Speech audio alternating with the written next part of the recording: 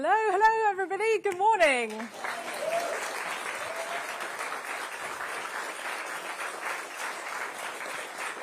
Thank you. Thank you all so much for coming here this morning for the launch of the Liberal Democrats' General Election Manifesto. This is a really exciting moment for our party, and it's the culmination of an enormous amount of hard work over many years, making sure that we've got the right policies in place for the challenges our country faces after years of Conservative chaos, making sure those policies are fully costed, and crucially, making sure that the sums add up. So I'd like to say a big thank you to Dick Newby, who has chaired the Manifesto Working Group, and all the members of that group, and the members of our Federal Policy Committee, for the hard work that they've put in to ensure that we candidates have got the best possible manifesto to stand on at this election.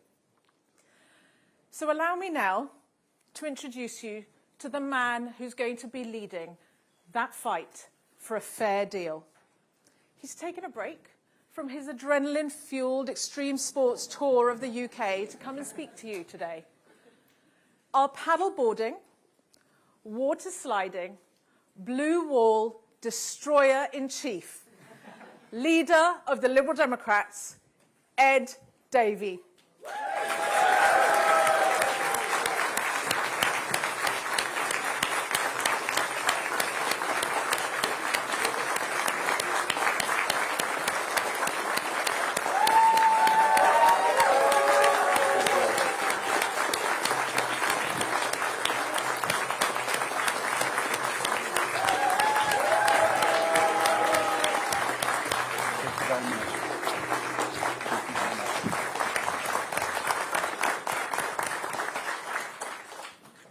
Thank you, Manira, for that kind introduction.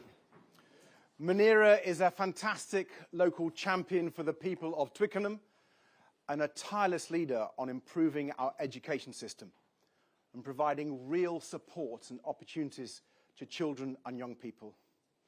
Manira, I'm so proud to call you a colleague and a friend. Thank you.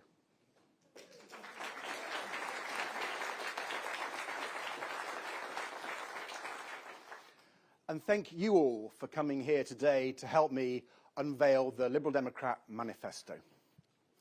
It has been an intense couple of weeks, finalising this 114-page document, packed full of detailed policies, all of them carefully costed. Of course, I've needed the occasional break, but when I asked my campaign team to find the odd activity to help me unwind, I had no idea what I was letting myself in for. It has been quite something to be told by my team that I've become a bit of a meme on social media. And can I just say to those who have suggested that my next campaign stop should be wrestling a crocodile or being fired out of a cannon, please stop giving my campaign team these ideas. They really don't need any encouragement, believe me. What has been truly overwhelming over the past week or so have been the incredible messages I've received from people who've heard me talking about my experiences, caring for my mum when I was a teenager, and as Emily and I care for our wonderful son, John, today. Really humbling messages from people across the political spectrum and outside of politics altogether, welcoming our focus on care and carers. The most touching messages of all have come from other carers, people looking after their loved ones, who've got in touch to say, that's my story too. To say how refreshing it is after so long feeling forgotten and ignored by people in power, to hear a politician talking about these issues from personal experience. Your message just means so much to me. That's exactly why I've been telling my caring story. Because it's not just my story. It's the story of millions of people across our United Kingdom, looking after loved ones, making sacrifices, find it exhausting sometimes, but also full of love. Caring has been in the shadows for far too long, and I am proud that as a party we have brought it into the light. Like so many people, my caring story started young. I was 9 when my mum was diagnosed with breast cancer. My dad had died when I was 4, taken from us just a few months after being diagnosed with a cancer called Hodgkin lymphoma. So it was just my mum, my 2 brothers, and me. She battled the cancer for years, but when I was 12, it spread to her bones, and the doctors told her it was incurable. In the last 18 months or so, her pain was excruciating. She was confined to her bed, and caring for her became my life, before school and after school, giving her morphine for the pain, helping her on and off the toilet, sitting on her bed for hours, just talking to her, trying to make the most of every minute. And I was 15 when it finally took her, visiting her on a totally unsuitable dementia ward in my school uniform when she died. Now, I never called myself a young carer. I never thought of myself that way. I was just looking after my mum because she needed it and because I loved her. And in these last few years, I've been privileged to meet many young carers from all over the country, and I hear the same thing from them. Now, all of their stories are very different, and yet, in so many ways, they are also the same. Whether it was the young woman who told me how hard it had been to concentrate at school after nights spent looking after her dad, or the girl who said she sometimes feels like nothing but a carer. I know how that can feel. And similarly, when I speak to parents looking after disabled children, or people caring for a parent or a partner who is ill or frail, I hear echoes of my own experiences caring for John. How close it makes you. What a special bond you share. But also how relentless it can feel. Physical challenges, the lack of a break, all the paperwork, the appointments, the phone calls, how often it can feel like no one understands. And how much of a difference just a little extra support can make. And these are the experiences that we must bring out of the shadows. Because the truth is that unless we properly value care, unless we properly support carers, we will never be able to fix the crisis in our NHS or get our economy back on track. And that's why I'm so proud that the Liberal Democrats have put health and care at the heart of our campaign in this general election, and at the heart of our manifesto too. Because there is no doubt that both the NHS and care are in crisis. More than 6 million people stuck on hospital waiting lists. People are waiting hours in pain for an ambulance to arrive, or weeks to see a GP or an NHS dentist, if they can even find one. Tens of thousands of cancer patients are waiting months to start urgent treatment. Months! When every day could make all the difference. Hospital roofs are literally crumbling, and the Conservatives have broken their promise to build 40 new ones.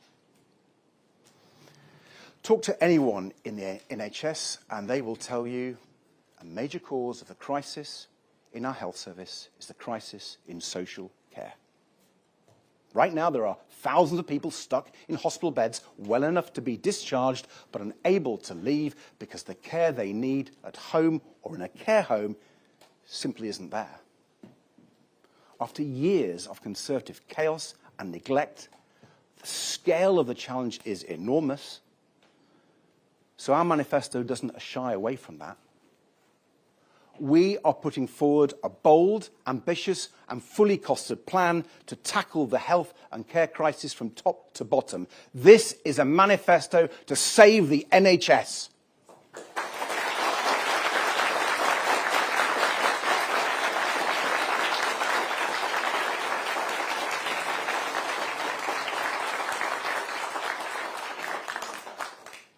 giving everyone the right to see a GP within 7 days or within 24 hours if it's urgent, and recruiting the extra doctors needed to make it happen.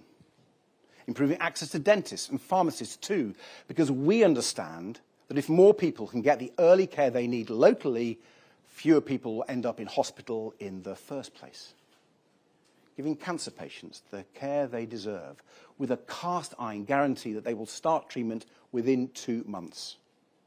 And investing in radiotherapy machines, in more cancer nurses, and in cancer research to find the next breakthrough treatments.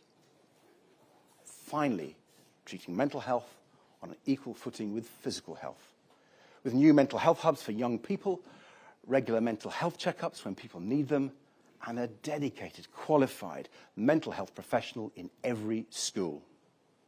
Investing in public health, because we know that it's far better and far cheaper to prevent illness than it is to treat it. And on care.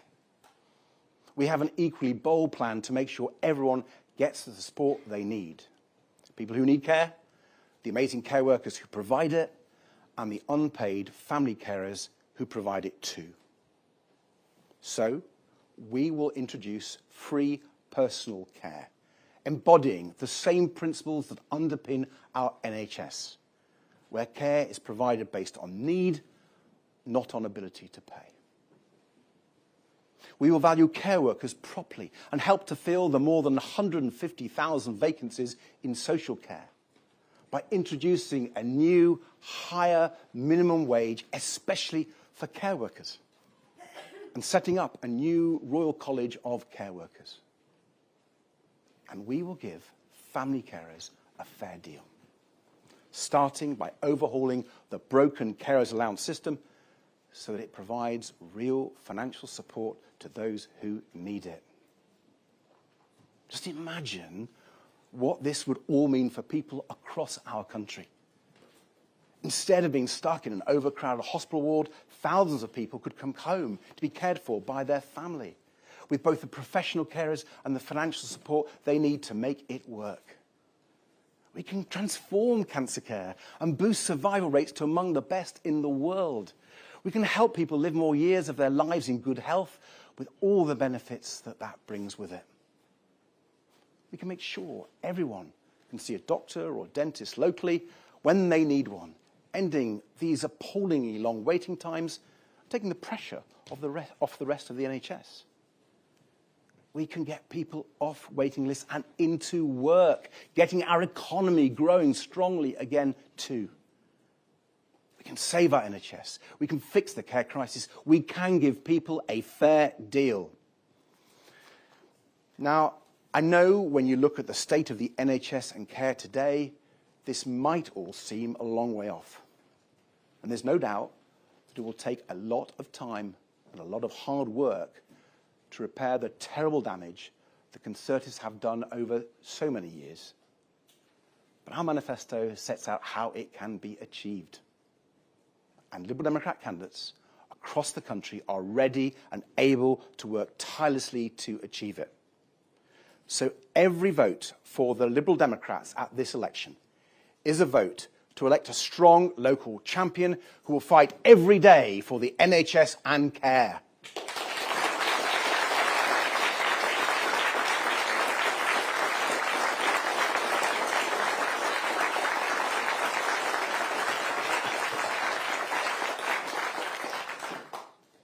I'm truly proud of the focus our manifesto puts on these issues. As a carer for most of my life, this is personal for me. And having met so many wonderful carers as I travel across our United Kingdom, I know it's personal for millions of people. Let me just mention one other policy in our manifesto that means a lot to me personally. Restoring proper bereavement support for parents whose partners have died. You see, I remember how important the widow's pension was for my mum after my dad had died. I remember going for a walk with her and our dog every fortnight to collect it. We weren't especially hard up, but it made a difference. It meant something. So you can imagine how angry I was when the Conservatives cut that support back in 2017. Knowing that other families like mine would only get a fraction of the support. It was the first thing I asked Boris Johnson about at PMQs when I became leader. And I am proud that in this manifesto we commit to reversing those cuts and restoring proper support payments to parents like my mum.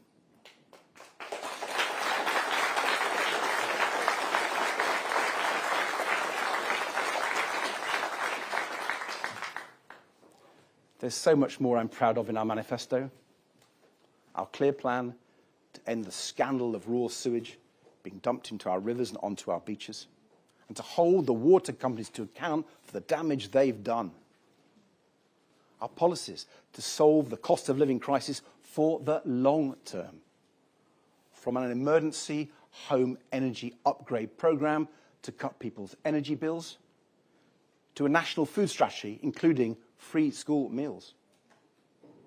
Our commitment to restoring proper community policing and guarantee that every burglary will be attended by the police and investigated, so that everyone can feel safe in their own homes and walking down their own streets.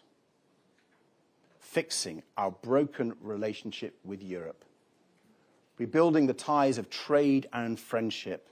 Boosting our economy and restoring Britain's role on the world stage.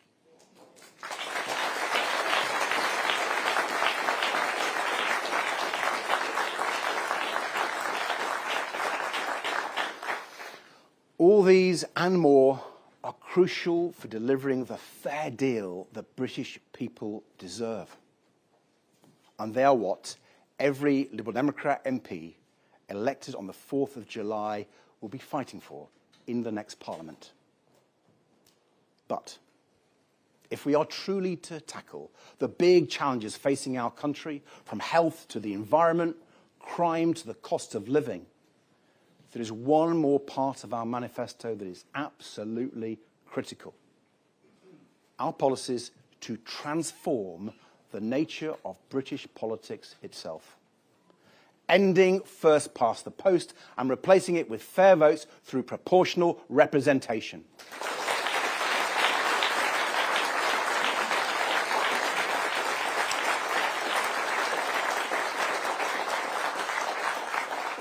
Getting big money out of politics with a cap on donations to political parties. Shifting power out of the centre so local decisions are made by and for the people and communities they affect. Putting real power in people's hands and holding the overpowerful properly to account. Because this election has to be more than just a change of government. We must do more than get the Conservatives out, essential though that is. We must transform our politics for good. So politicians have to respond to people's dreams and desires. Because that is the only way we will bring the real change our country needs. It's the only way we will deliver a fair deal. A fair deal where everyone can afford a decent home, somewhere safe and clean, with a comfortable retirement when the time comes, where every child can go to a good school and have real opportunities to fulfill their potential, where everyone can get the high-quality healthcare they need when they need it and where they need it. That is the fair deal that runs throughout our manifesto. That is the fair deal that Liberal Democrats are fighting for. And at this election, every vote for the Liberal Democrats is a vote to make that fair deal happen. Thank you.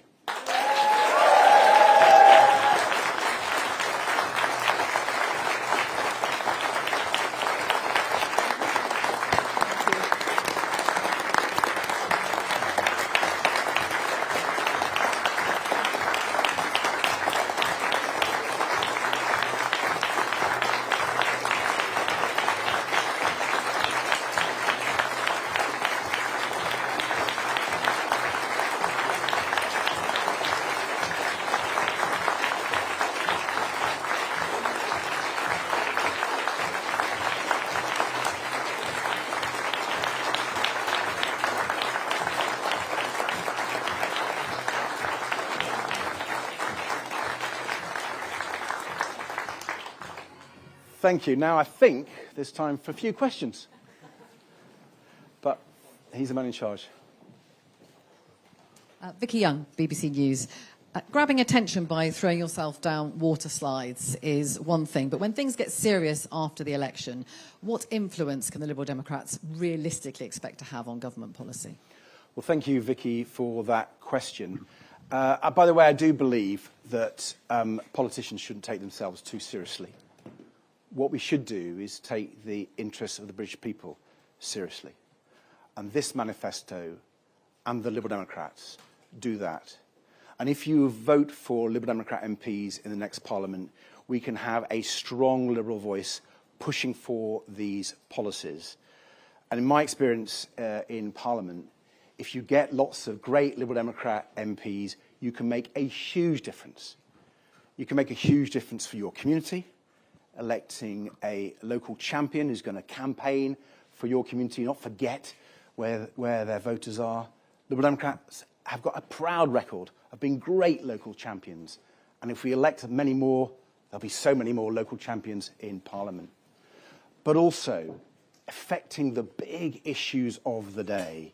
If you have lots of Liberal Democrat MPs, we will start winning those debates. What I'm so proud of in this manifesto, which is fully costed, I think it's already influencing the debate in this election campaign, and I know with lots of Liberal Democrat MPs elected, we will affect the debate in the next Parliament and change the course of our country and get the real change our country desperately needs.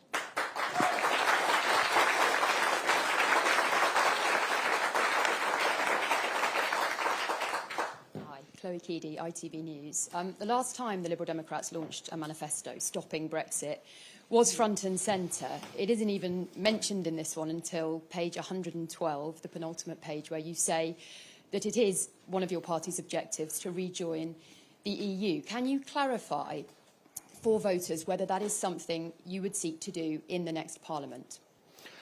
Thank you very much, Chloe. We've made clear time and again that we are a pro-European party who believe that our country's interests are best served by working with other countries in the mutual benefit. And as we say on that page, we believe in the long term we need to be back at the heart of Europe. But we're being really clear that we're not going to pretend that's going to be easy. Regrettably, the Conservative Party have so poisoned Britain's relationship with our nearest neighbours, our allies. They've undermined trust. And when I speak to European politicians, regrettably, they don't trust the United Kingdom anymore. And how sad is that? And so we've talked to people across the UK, listened to them on this issue. We've talked to people across Europe, particularly politicians, about what is achievable. And it's clear you're going to have a step-by-step approach to rebuild that trust, rebuild that relationship. But I believe quite quickly you get a much better trade deal than the dreadful trade deal that Boris Johnson got. That would really help our economy. It would help small business exporting. It would help farmers. It would help fishermen. It would, I think, ultimately reduce prices in the shops. I think, getting a really good trade deal would be an absolute priority. Then, allowing young people to be more mobile across Europe. There are lots of things set out in the manifesto about how we could begin to rebuild that relationship, all going in a really clear direction. But it's going to take time, regrettably, because the Conservatives have done such damage.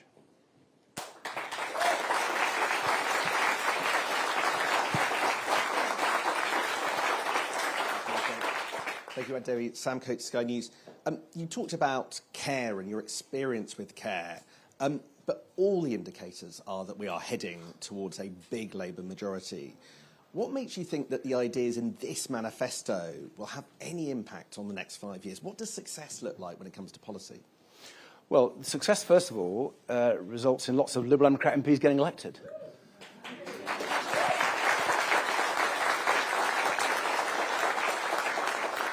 And I hope you don't mind, Sam, I want the British people to take a chance on us. Right? And I want them to see that we've got great ideas, great candidates, and the more of us they vote for, the more we can get real change. Because we are the party really offering change, whether it's on the political system or on health and care. We have the most ambitious health and care package of any party. And what I say to anyone in any other party, just look at this. Look at how we're paying for it, look at how we've costed it, look at the detail, and talk to people in the health service and in care. Because I've done, and they really like these ideas. They think they add up, and they think they would make a huge difference, whether it's investing in primary care, GPs, NHS dentists, community pharmacists, so people don't have to go to hospital, or investing in care, whether it's formal social care or family care, so people can come out of hospital more quickly or don't end up going to hospital so much. This is a way which could transform it. And the reason why I think others will start looking at this idea seriously is because it's right, because it's well thought through. And you know what? I'm hoping someone's going to ask me about the costings in a minute, because I've gone through, I've gone through the detail, and we're really, really cautious, because in these costings, we haven't done what some of the experts have advised us to do, which is to include the savings we'll get. So, free personal care, according to the Institute of Public Policy Research, by the end of the decade, will be reaping possibly up to £3 billion a year in savings to the NHS. We haven't included that in our costings because we're being cautious. But what it does show to the next Parliament, MPs of all parties, that you take this approach and we can save our NHS. I mean, that's so important. I am sick and tired of Tory MPs sort of saying they've sorted it out and then meeting people across the country who can't get a GP appointment, who've waited for hours for an ambulance, who can't find an NHS dentist. There was an NHS dentist in my constituency in Chessington who told me when I went to visit them that they'd had to look after a pregnant woman from Cornwall who couldn't find an NHS dentist except in Chessington. This is the state of our NHS under the Tories, and we are going to reform it, and we have the ideas, and elections should be about ideas, and we've got the best ones.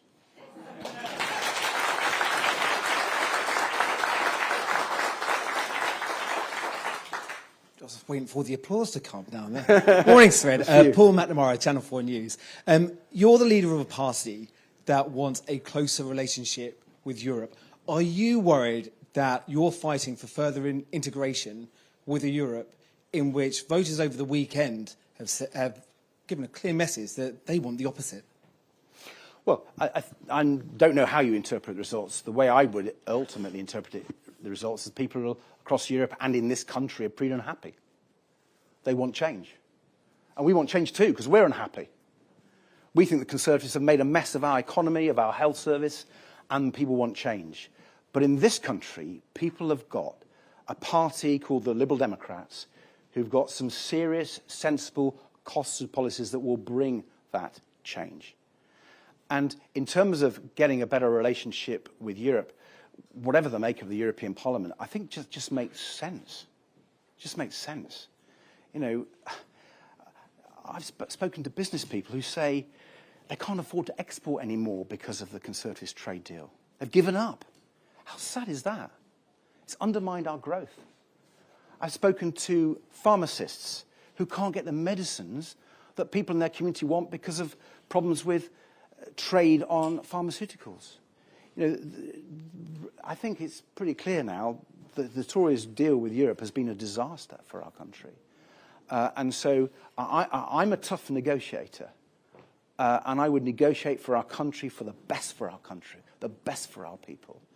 But I know that what the Conservatives delivered is the worst for our people.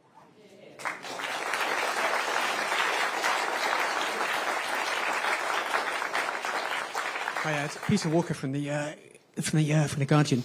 Sorry, I'm trying to not drop my laptop as I stand up. The policy that came out overnight about the idea of reforming capital gains tax. And I guess there's a question in two parts. Is this in some way a kind of challenge to other parties to have tax plans which you think would actually work? And it's essentially because it's targeting mainly wealthier people. It's kind of almost a wealth tax. Is that slightly a challenge to Labour to try and potentially do something on that too? Thank you, Peter. Listen, our whole manifesto is a challenge to other parties, whether it's on healthcare, whether it's on tax, whether it's making your numbers stand up. One of the reasons why we've costed this really, really carefully and show where we can get the money, because I think voters are disillusioned. I think they don't trust politicians or political parties anymore. And, you know, part of our attempt over the last few years, listening to people, trying to understand them, making sure they know that we will represent their community with strong local champions, is all about rebuilding that trust. One of the reasons why we want to reform our broken political system is to rebuild that trust. And the Costa Manifesto is about that. And the CGT issue, we think, it is only right that the very, very, very wealthiest in our country pay more tax. The CGT system at the moment is unfair for some of the people who pay it. And so our reforms would actually reduce the capital gains tax bills paid by most of the people who pay capital gains tax at the moment. We're bringing in a higher allowance. Crucially, we're bringing in an inflation indexation allowance. We're going to have a small business relief. So a lot of people who currently pay capital gains tax, and the Tories wouldn't pay it under these proposals. But the Tories are letting off from paying CGT, the right level of CGT, people who are really, really wealthy. We're talking about billionaires, we're talking about multi-millionaires. And they're paying a lower rate of tax on their capital gains than many of the people they employ are paying in income tax. That is just unfair. And when our public services are crying out for money, our health service, our schools, our police force, we've got to find the money from somewhere.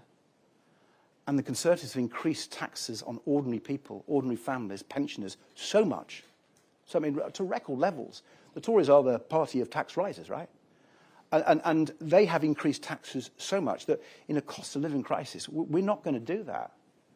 But I have to say, the 0.1% of people who would pay this higher corporation taxes, let's be clear, if you get over £100,000 a year in capital gains, over £100,000 a year in capital gains, you pay 45% on those capital gains. That's what we're talking about. And I think they should. Other people who are earning income above that pay that rate. Why shouldn't people getting capital gains just because they're billionaires? Why are they excluded from paying their fair share of tax?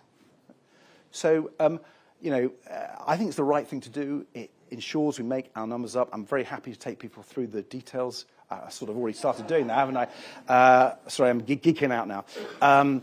But I think it's a reform that is desperately needed.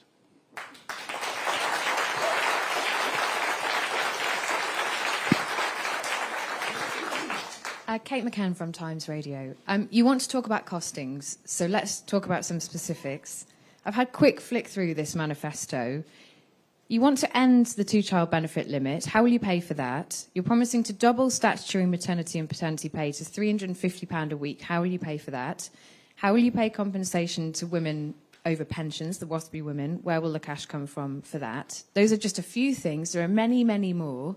And what do you say directly to the IFS who say that you will not be able to raise some of the billions of pounds that you say you will, that it's unrealistic?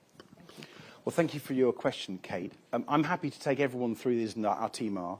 We've worked on these for quite some time now, using the best sources for our figures we possibly could, including the IFS, actually, in some places. I'm really happy to meet the IFS and take them through our figures. That's not a problem. And if you look at the costings document, which I think is now available, someone can tell me, is it available online? We're not hiding it. You can see all the figures and all the answers to your questions. Essentially what we're doing is raising taxes mainly on the big banks, the oil and gas companies, the social media giants, and also the likes of Google and Amazon, the 0.1% wealthiest people I just talked about. So all that tax revenue is set out there, and we're spending it, I think, wisely. We're often spending it in areas that would save money in the longer term, which is good housekeeping. We've not seen that for many years. So I think when you see that costing document, hopefully all your questions will be answered.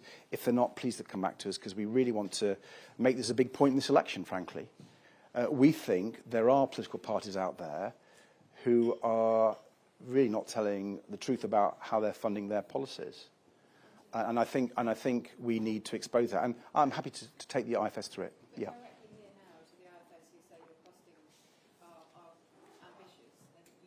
Well, they're certainly ambitious. I think we can achieve them. And one of the reasons why I think we can achieve them is in every area. Take capital gains tax, for example. If you look to the numbers of what the various experts say we would raise from our policies, the numbers are higher than what we put in our costings, because we've taken account of behavioural change, and in a number of areas we've deliberately done that to be very cautious on our costings. And I will challenge anyone, particularly in the other parties, about whether they've had the cautious approach that we've taken. Chris Hope, GB News, Davey. This is a detailed manifesto, no question. But what's the point of voting for the Liberal Democrats when you're not going to win? Your best get is maybe 50 MPs when Labour are going to storm to victory, according to the polls. And just on Brexit, the goal here is single market, rejoining that. When will that happen by? And is the ultimate goal rejoining the European Union? Well, thank you, Chris. If you vote Liberal Democrat, you get lots of local Liberal Democrat champions as your MP.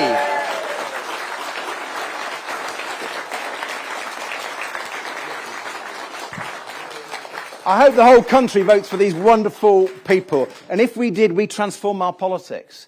And, you know, you seem to know the outcome of the election. I'm really impressed. I don't. It's all up for grabs. I put no ambitions on the ceiling. I'm realistic about our unfair voting system. And so I have said throughout this campaign that there are many parts of the country where only a vote for the Liberal Democrats can beat the Conservatives. Across the blue wall in the home counties, I'll take you through all the home counties, you know, Hampshire and Hertfordshire, Surrey and Sussex, Oxford and Cambridgeshire. Have I missed out a few places where we're going to win? I'm sure we have. So the blue wall, we're going to smash that down and take lots of seats off the Conservatives. In the West Country, where, you know, we've been strong in the past, we're coming back in the West Country. And there are parts of Greater Manchester, rural Mid Wales, parts of Scotland we're going to take on the SNP, parts of Yorkshire. You know, we actually are the only ones who can beat the Conservatives in so many seats. So what's been exciting about this election campaign is when people have heard from us, and I really hope they hear about these policies, particularly our plan to rescue our NHS today. When they hear them and they see our great champions, they'll come and back us. And if you back the Liberal Democrats on the 4th of July, yes, you'll get a local champion, but you'll get people who are going to go into Parliament to fight for real change, to sort out the sewage scandal. The Liberal Democrats were the first to raise that. I haven't heard much from other parties. So you want to sort out the sewage scandal, vote Liberal Democrat.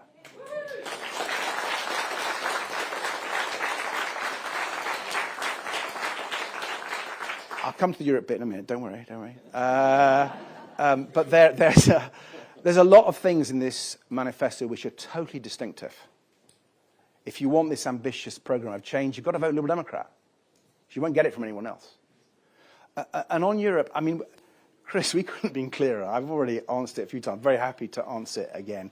We are the most pro-European party in British politics. We're proud of that.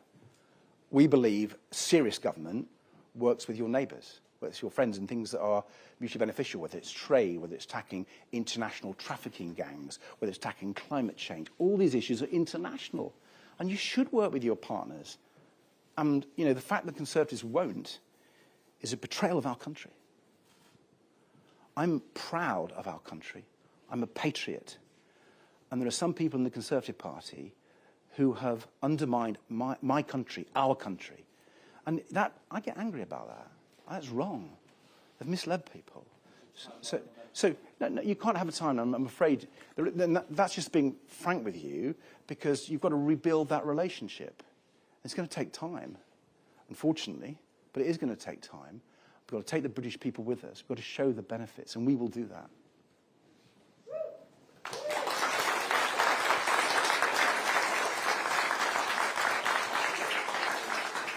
Hi, Emilio from Politico.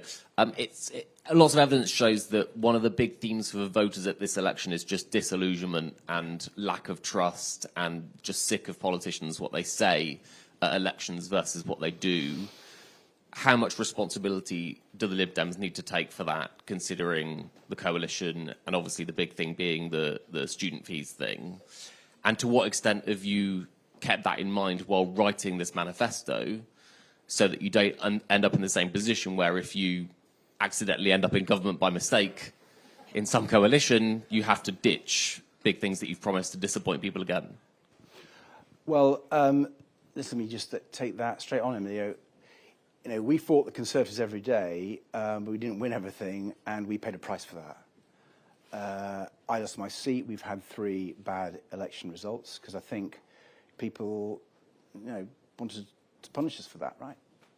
But actually, when I became the leader, I said we needed to wake up and smell the coffee, and we need to listen to people.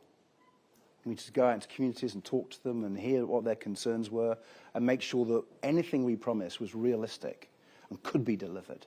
And it's been an iron discipline we've imposed on the party. You know, the party's willingly taken it. Because we've seen the disaster of the Conservatives, and we wanted to make sure that the British people had a real choice of people who could bring the change that they so crave. And so it's been a long, long time since I took over. We've been working very, very hard. Been looking forward today to tell you all about the hard work, whether it's the costings to make sure that people realise actually we've made our sums add up, or whether it's our core policies in this election. So I just say to people, I understand why you're disillusioned in politics. I get it, really get it. And one of the reasons I've talked about being a carer is I meet millions of people who think they've been forgotten. They feel disillusioned. And I want to tell them that I get it. And we've crafted policies that are based on the real lives of people, not on some think tank over here, but the real lives. And I think if people look at what we're saying, I think they'll see their lives reflected in our priorities, and I hope they do. And hopefully we can bridge that gap that happened in the past.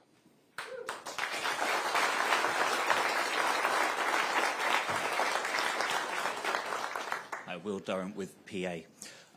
We've spoken a lot about tax, and there's a lot in there, whether that's to aviation and the reforms around that, but also the capital gains tax. You're all targeting voters in the blue wall who might work in the city. Is this going to harm that vote at all? Well, the vast majority of people who pay capital gains tax are going to get a tax cut. So, it's not that I ever take leaves out of the Conservative book, because we have ours properly costed, right? But this is a tax cut for the vast majority of them. So I think, when they read the detail, I'm sure everyone's going to set out all the detail. The fact that we've got an increased allowance for people, that we've got a small business relief, that we're introducing a new inflation allowance, which will take away the capital gain for most people, because a lot of it's inflation. If you take that away, as it used to happen, it will mean that huge numbers of people who currently pay capital gains tax won't pay it. Let's remember, only 0.9% of people pay capital gains tax at the moment. So over 99% of people don't pay capital gains tax. But of those 1% who do, or 0.9% who do, most of them will get a tax cut. And really happy to take you through the figures. We thought about it a long time, take a lot of advice from people. We think it's the right way, the fair way, to raise the money that we need for our public services. I'm worried about our voters in the blue wall, and I want to make sure they know, through people like yourself, they're getting a CGT tax cut.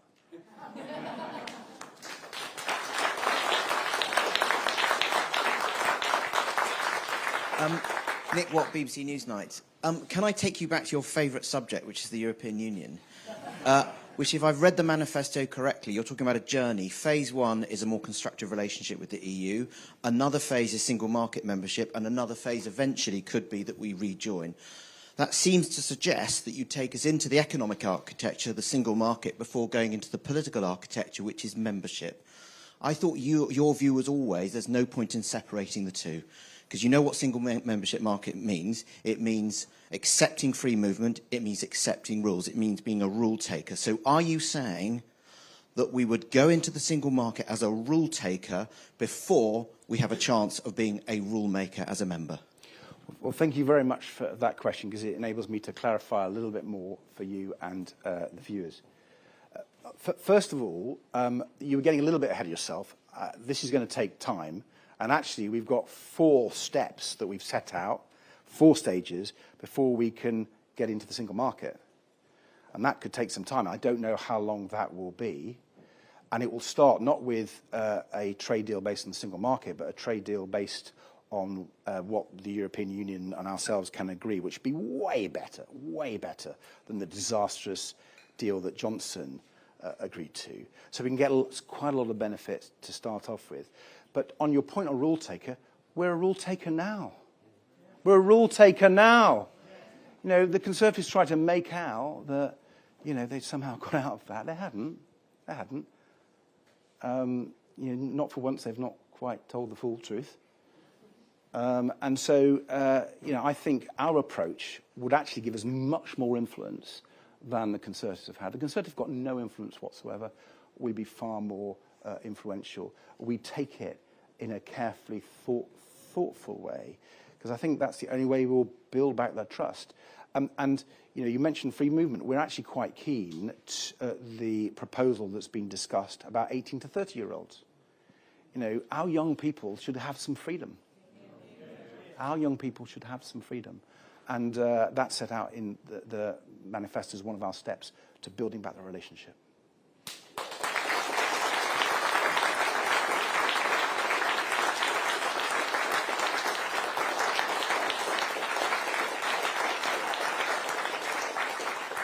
I'm getting that sign that tells me that I've got to get moving. And what I would say to you is, first of all, thank you. Thank you for coming. Thank you for your questions. Do come back to us with any follow-ups. Really keen to answer all your questions. But I've been told that an election is a roller coaster. So I'm going to go on a roller coaster. Thank you.